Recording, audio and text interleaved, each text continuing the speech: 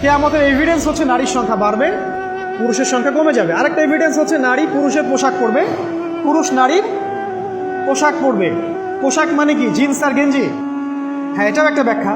ঢাকায় তো জিন্স আর গেঞ্জি চলছে, টি শার্ট। এখানে অন্য একটা ব্যাপার আছে, আমি সেটা আপনাদেরকে আজকে বলছি। সেটা হলো, এটা শুধু এই পোশাক বলতে শুধু গায়ের পোশাক বোঝানো হয়নি। আল্লাহ বলেনি নারীরা তোমাদের পোশাক, তোমরা নারীদের পোশাক। তার মানে কি না এটা নারী, এটা আমার ওয়াইফ? কোরআনের আয়াত এবং হাদিসের আয়াতগুলো দুই রকম। মুহকামাত যেগুলো স্পষ্ট, মুতাশাবিহাত যেগুলো অস্পষ্ট, যেগুলোকে তাউইল ব্যাখ্যা করতে হয়।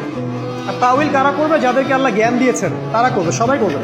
তাউইল করার পরেও তারা বলবে আল্লাহই ভালো জানেন। এই জন্য আমি বলছি আল্লাহই ভালো জানেন, কিন্তু আমার ব্যাখ্যা হচ্ছে যে এখানে পোশাক বলতে বোঝানো হয়েছে যে মেয়েরা সামাজিক, অর্থনৈতিক, রাজনৈতিক সমস্ত ক্ষেত্রে ছেলেদের নেতৃত্বের আসন নিয়ে নিবে।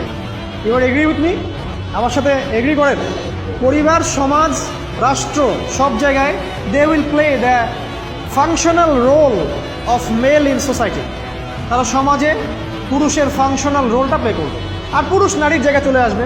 ওই যে পিছনে গিয়ে ইয়াস স্যার সামিয়ানা ওয়াতানা, এই হবে অবস্থা।